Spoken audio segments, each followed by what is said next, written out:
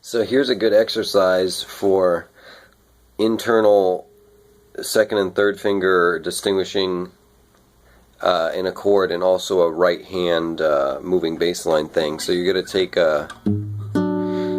I use a dominant 7 flat 5 shape.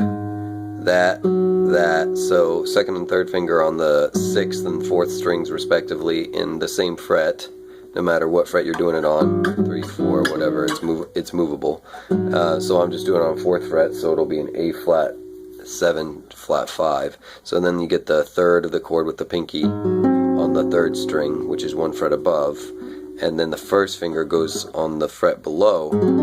So you think the center of gravity of the chord is the 2nd finger. So, right, so then what you're going to do in the right hand is, now here's the issue.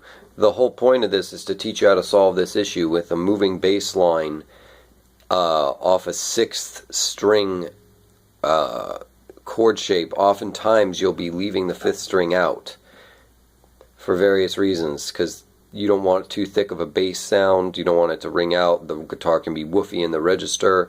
Oftentimes we're omitting the 5th string in all these 6-string jazz voicings, and it's just easier to grab the shapes, etc. You can grab more tensions, blah blah blah. So the point is, you got to find a way to work around this if you want to do a moving bass line in root 5th, root 5th, root 5th.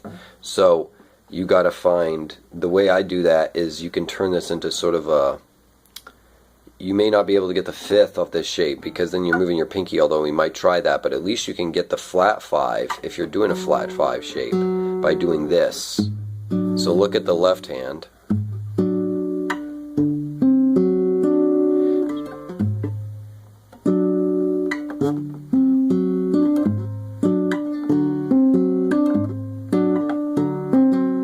So that's all we're going to do. That's the whole point of this, is to try to solve that, and it's with it makes the left hand challenging, but you got to train it. But the right hand pattern is the same as all root 5th moving bass line sort of country patterns. It's just the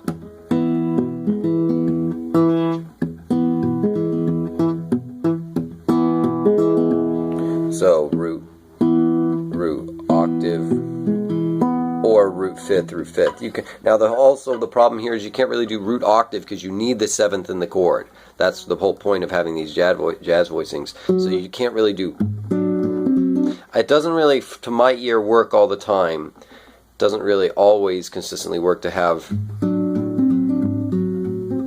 Although maybe I will eventually start to like that root 7th of the chord as the alternating bass line.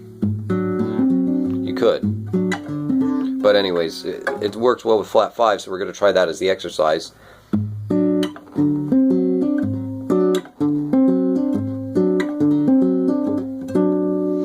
again, right hand pattern is thumb together with M on the 2nd string and the 4th string.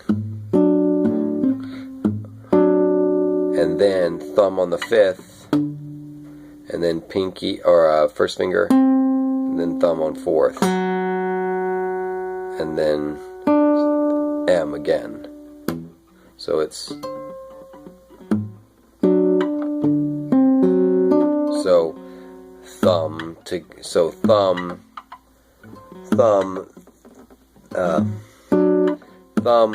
thumb again, but together. So thumb alone, thumb together, thumb alone, I, thumb, M, and then you restart. And again, in the left hand, you got to do this.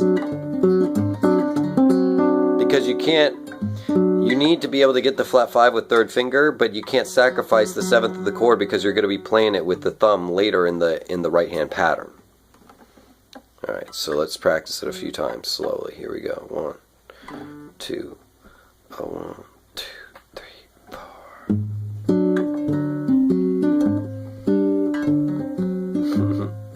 Whoops. So I'm already messing it up. You got to remember to go back down to the center fret before with the third finger when you come back.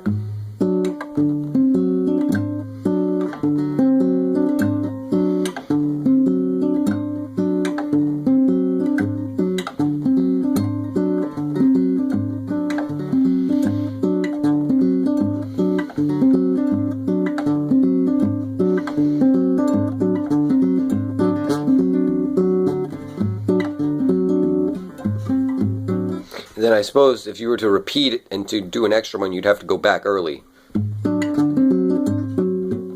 If you're going to do that.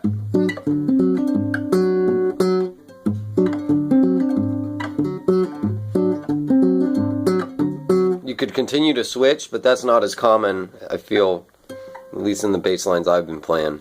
Usually when I repeat, I just do the root, octave, or I repeat root, fifth, whatever one, so I could try both. What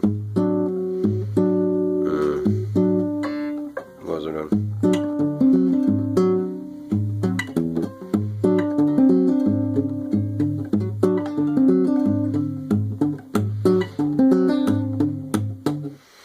Pick whichever one you like, but there's variations of that. But the important point is to practice that switching.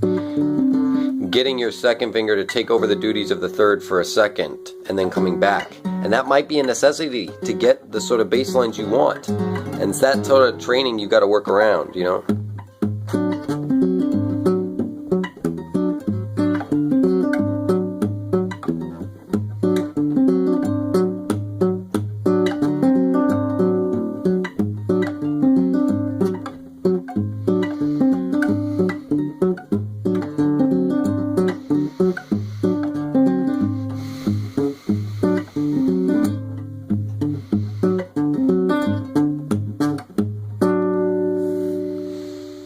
Good left hand workout.